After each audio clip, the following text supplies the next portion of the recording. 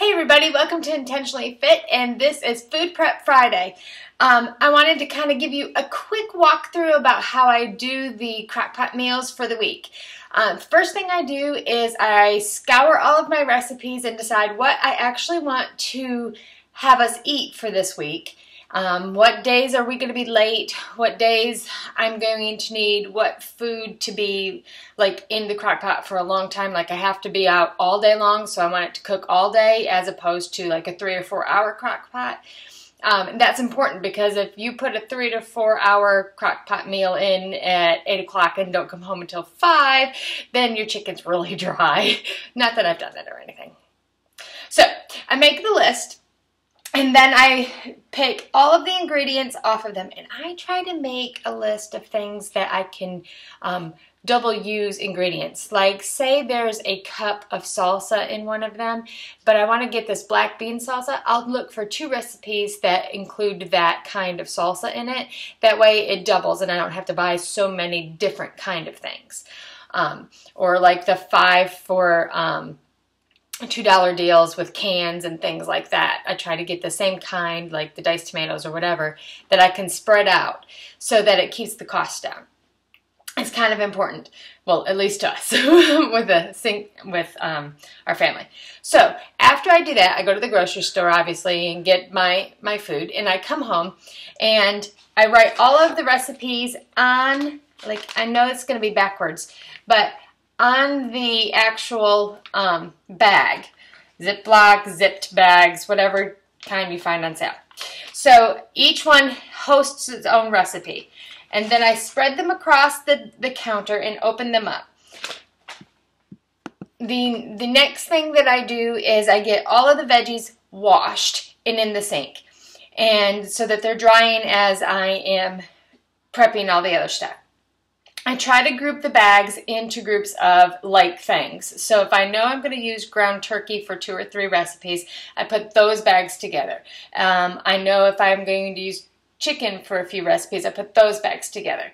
And then I get all of the ingredients together so I know where they go. Then I take the time and I chop up, like, say, the carrots, and I stick the bag in a bowl, and this is kind of like this. It keeps it from rolling all over your counter. It's one of those cheap little tricks that I saw somebody else do. So you can put any kind of bowls, and it just gives you a little bottom for your bag so you don't, you know, constantly have to pick things up and stuff. And then roll your tops down on your bag so they look like that. So you roll them down. This makes a nice big wide space for you to just dump things in. Try to make it so your recipe is out towards the front so that you can look and see what goes in that bag.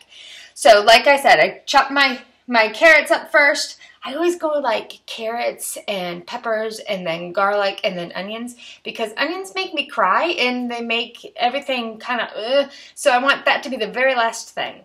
And a trick with the onions, if you have to do a lot of them, use your food processor. Then you don't have to worry about it. Okay, so do those.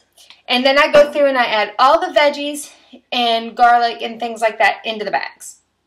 And then I put whatever canned item needs to go in there. So like canned beans, if you are using canned beans as opposed to doing your own.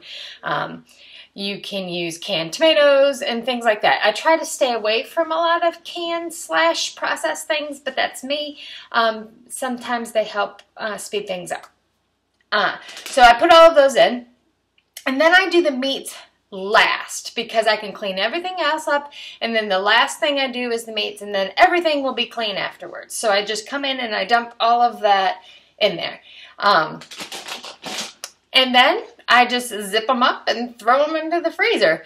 So it's not really fancy, but it works for us, and I've noticed that what happens is that we stay on track better. I eat better. My husband eats better. We have less, hey, let's go out to eat because dinner's not ready, or hey, let's go out to eat because blah, blah, blah, because I've already got food in the crock pot, and I'm like, I'm sorry, we can't waste that food. So, and it helps because then when you get your meals out, You can do shred chicken. You like put it in your mixer and shred it up real quickly, and then you can divvy it out after your meals. Like we ate a big meal, which comes from the crock pot, and then whatever is left over, I divvy out into individual containers so that my husband can take them to work and I can eat on them the next day. And depending on how many you have, you can put them in the freezer or you can just put them in your refrigerator. I don't know how fast you'll go through it. That's up to you. So those are just some of the little things. If you have any questions, let me know. I'm still trying to figure out the best way for this to work for us. And what works for us might not work for you, but I can help you out if you'd like. This is Heather at Intentionally Fit, and I hope you are having a great day. I'll talk to you later. Bye-bye.